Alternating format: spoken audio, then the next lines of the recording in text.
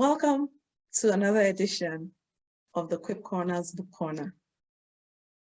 You'll see the bio of my next guest, right after this.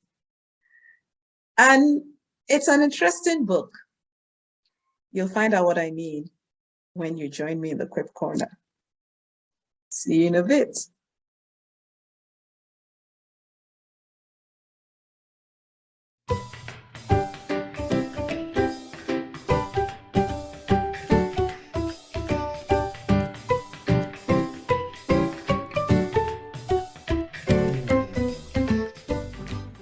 Welcome to the Quip Corners Book Corner, Dr. Bolu.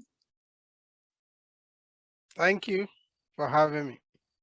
Yes, I'm delighted that I can not just have you in the Quip Corners Book Corner, but I can also refer to you as a doctor. Congratulations on getting your PhD. Thank you so very much. I appreciate that. You're one of those that made it happen. Well, thank you for letting us be part of that story. You're welcome. So you're an author, definitely. That's why you're in the book corner. And I know you have more than one book. So which of your books do you want to talk to us about today? We gladly talk about the newest in the series, which my quest for Nigeria's rebirth. So okay, before you tell us what is in the book, can you please tell us why you wrote the book? What was the driving force? What was your motivation? Yeah, one of the critical motivation where I seem to be able to concentrate a lot of my writings on Nigeria is because I see Nigeria as the hope of the Black man all over the world. So what we could do is to continuously, engage the nation to see this huge responsibility that is resting on its shoulders, so that they can get things right. If they get it right, they can fix so many things in Nigeria. I believe things will be fixed in Africa, and the joy, the hope of a Black man will be enhanced. Ooh, and that is quite a burden to bear, right? It is quite one. And we should be conscious of that burden, and everybody must play one part or the other to ensuring that that burden is discharged at the final analysis. Because it's not just bearing the burden must be discharged for the good of the people, so that the people of the country, then the continent, can live a meaningful life, a life that is rewarding, a life that is motivating, that we can say, okay, we are contributing meaningfully to humanity. We are not just narrow receivers of aids, of drop off here and there, but we are active contributors to humanity. Yeah. So that's the spirit behind that burden, not just burden bearing for the sake of bearing burden, but for the sake of effectively discharging that burden to benefit the majority of the people. I can hear the passion in your voice. Thank you very much, man. Oh, wow. So now tell us a bit about the book and what's in the book, please. Yeah, the book is about so many issues that we need to address. As you know, I'm an accountant. I started the book off by, recommending a different budgeting approach, which I call purpose-driven budgeting system.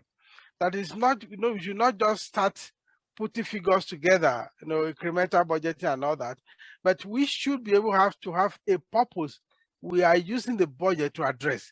And of course, before we can do that, we must sit down and define certain purposes, or even if there's one purpose I want to achieve, to ensuring that, okay, our budget and energy is directed towards that, achieving that purpose. And I went on to discuss some issues that could be some hindrances, even when we are adopting this purpose-driven budgeting. For instance, the civil service, how it has been neutralized from the time of Muritala. I did some kind of historical analysis of how the journey is, where people now, because of the instability of tenure, a director comes to office, is not interested in what he can contribute. He's interested more in the amount of money he can make, because he can be sacked tomorrow. You can just be listening to news and they say, oh, it should hand over to the most senior person in the ministry. And these are the things that happened during the Muchala era, and it has escalated the situation in Nigeria. Today now we don't have what we call street level bureaucrats, I mean, whereby government is fed on the street. A lot of people just hold themselves in the air condition office, and they are literally sharing our money, minding what their responsibility to the people should be. I discussed that. Then I also discussed one issue which is very important, which I'm also very passionate about. That is maybe perhaps that's the portion I'll be reading, which is chapter 6. The issue of electricity. If we don't fix electricity, we are going nowhere. I made a presentation to ACFA Port Harcourt about how we can leverage our technology. But I let them know that, look, whatever advantage we can have will be limited if we don't fix our electricity, because technologies are available all over the place, but you need 24/7 electricity to drive them. So as more people are agitating towards 2023, this book could be a handbook for a very reasonable politicians who want to serve the people, because there are so many ideas here. They may not be all the ideas that you need, but the ideas here can be a good template to which you can now create a good governance environment for the benefit of the people, which democracy is supposed to be. Yes. So that is the subject matter. Then I also did a little historical excursion to our moral values, how we were not as terrible as this. I started an example when I was going to secondary school. We were as teenagers. My school was situated between two towns, and farmers would drop their sugarcane and put 1 kobo, label it 1 kobo or 2 kobo, and students as rascals we were, if permit me to use that word, we will pick the sugarcane and we drop our money. There are some aberrants here and there, but any student who made an attempt to steal, we will catch them and we will give them some kind of jungle justice, which is not the best today. There was no CCTV, but there was that moral constraint. There was that collective responsibility and self-policing. Responsibilities. People don't just steal. The same thing, the farmer will put his yam on the road, we put his banana on the road, and people will come and buy and drop the money. Yes. And somebody else will not even come and pick the money or steal the yam or the product. Yeah. It's still the same country. But today, you can't even do that. When I first left home, where I was living, the house is the door is made with sink. I will leave the door open. I go to work from 7:30 to 3:30, and nobody will enter. You can't do that now. Even with burglary proof, with iron gate, they are still breaking into it. So we have to, look back at where did we miss it. Yeah. So we have a way of reconnecting ourselves to be able to give back to humanity. Africa, black man, Nigerians, we owe a lot to humanity. And we cannot just be somebody like a beggar. We must win ourselves this beggarly disposition. We are talking of coded vaccines for instance now. We depend on other nations to donate to us. We are not even making an attempt to produce anything. Production has literally stopped in Nigeria. I mean, when you talk of real production, it's almost stopped.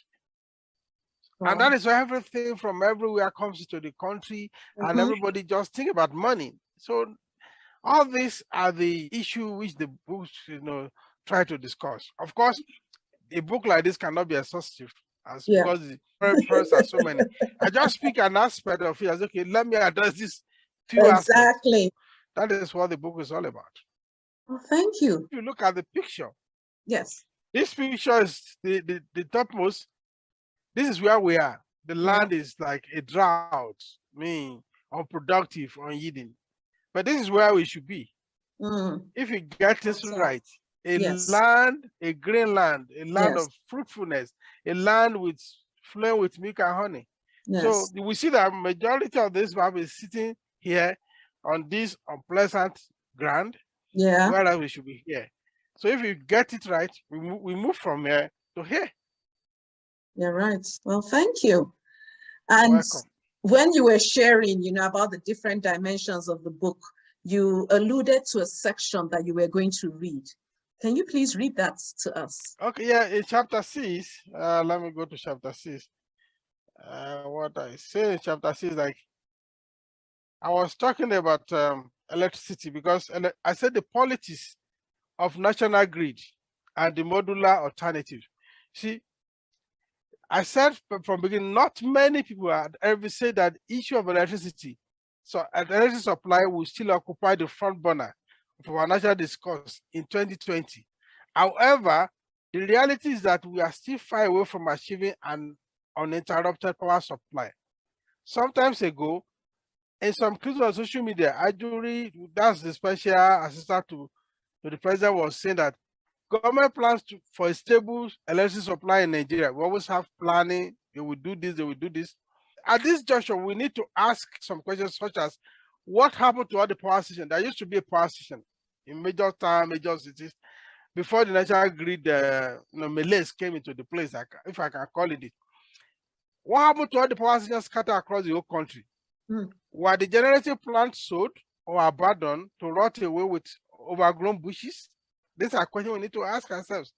How about the spare parts, the fuel pumps, and the offices, including their furniture? Were they dismantled or what happened to them? The many spare parts in the central store Oshodi, were they dispensed with or they remain, occupying space and becoming obsolete in the process? So, apart from the above, can we sincerely now evaluate how much the policy or policies of national grid, because every city, every village want to be linked to the national grid, but the national grid doesn't have sufficient infrastructure, generation, transmission capacity, or distribution capacity. Where is everything centralized? When the center has no power, no capacity to produce what everybody needs. Why not break it into smaller subsets so that people can fix the problem within their locality? Apart from the above, can we sincerely now evaluate how much the politics of the national grid has contributed to the darkness pervading the entire nation? It was this same policy or politics that gave birth to a new and thriving generator business industry that has become hydra-headed and difficult to tame. In short, people often allege that it's the importance of generators that are frustrating government efforts towards achieving uninterrupted power supply. How erroneous can that allegation be? Had that industry existed before the national grid menace? If not, what gave impetus to the viability of the industry that we can now conveniently label its operators saboteurs? Did they not just exploit the glaring gap created by bad planning or wrong implementation of an unreasonable policy, or both? So those are the kind of things I discussed. And now when I think our ultimate solution does not lie in an integrated approach, but a modified modular system that will not lump the whole nation again into any defective integration with nothing tangible to achieve. The Nigeria Telecommunication Limited, NITEL, with all its infrastructure, achieve anything meaningful until the proper deregulation of that industry? Absolutely no. Was the Nigeria Postal Service, NIPOS, not forced to reinvent itself when its future become gloomy because of new technology and stiff competition? Are there no lessons for us to learn from all these national experiences? With a modular system, we will be saved the frequency of system collapse that throws the entire nation into darkness. With a modular system that covers specific areas, we will perhaps no longer wait at the office of an electricity distribution company for its staff to fuel the generator before they can issue us an official receipt. With the modular system, problems are easily localized and remedied. With the modular system, electricity failure in Ekpe, for instance, may not affect the supply situation in Korodu and vice versa. Is it too late to enter the contract with Siemens? There was this contract with Siemens that for generation, distribution, and transmission, integrated system, so to address the problem, which I think is not a solution. Well, I would not know. Perhaps if the details of the agreement are available to the major stakeholders are agreed on, there may be room for sufficient modifications if the need arises. Finally, I said, if we are truly desirous of a permanent solution to our perennial electricity crisis, it is high time to reverse the extant laws governing electricity generation, transmission, and distribution, and allow for the modulator system as against the current integrated system that has failed us thus far. So we need to take the bull by the horn, because if you want solution, the system we have used before that did not work, we can't continue in it. Yes. Keep on modifying the same system, bring it, oh, it was Mambila Plateau, it's going to generate 5,000, it's going to generate this. And I did some work. Our estimated electricity is about 25,000 megawatts. The generation capacity we have today is about 12,500 megawatts, which is about 50% of our need. But active generation is less than 5,000 megawatts. Oh, wow.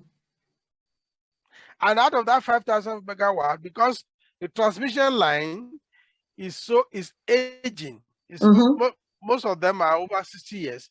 There's a lot, out of those few that generate, about 30% of them is lost to transmission because of weak infrastructure. So at the end of the day, the effective generation is just about 3,000 out of 50,000. So we are far away from anywhere. So, and now the people now are left with no choice to be generating their own electricity by themselves. Yeah, it may sound good, but what about the environmental application? Yes. The exhaust emissions every night. When I Yes. was in Lagos, when I enter my street in the night, there's this upstairs I normally look at. If that place is dark, it means everybody's on generator, because it's one house that they are not using generator. So even when I see light on the street, I am not sure that it's not generator. But when I look straight into that building, I know, okay, if there is light there, then there's light from NEPA, whatever they call them. So these are the kind of thing. And if you look at so many other factors that relate to this electricity, let me give you an example. A young guy who learned how to be a barber, wants to open a barber shop. He will buy, even with 1 or 2 clippers and not some combs, some scissors, he can kick off. But he cannot do it until he has money to buy a generator. So the major investment today, whether as a barber or as a tailor or as a hairdresser, is generator. You are investing in generating plant. Yes. And of course, forget about, I mean, you add to the environmental asset. Then the cost of service will increase because you have to recover your costs. For sure. When you are a business to make profit. It's simple logic. Yeah. So, and when you look at if analysis is feasible, you see that the multiplier effect of this is enormous.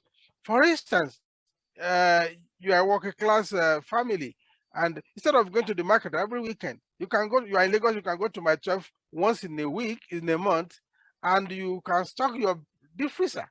Yes. And the stress, even the health benefits of bulk purchase. You're right. And other things. There's so many things, but I can go on and speak about that. I know. Like you said earlier, it's a hydra-headed problem, you know. So I'm curious. I'm sorry? Okay. I say it is hydra-headed. Yeah.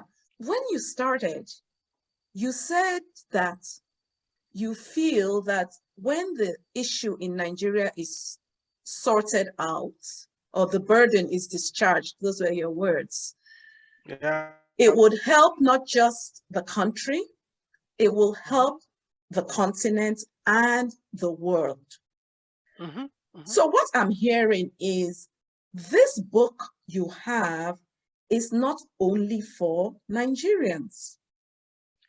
Yes, I can say that, because if Nigeria is fixed, it's not Nigeria alone, and Nigerians alone that will benefit.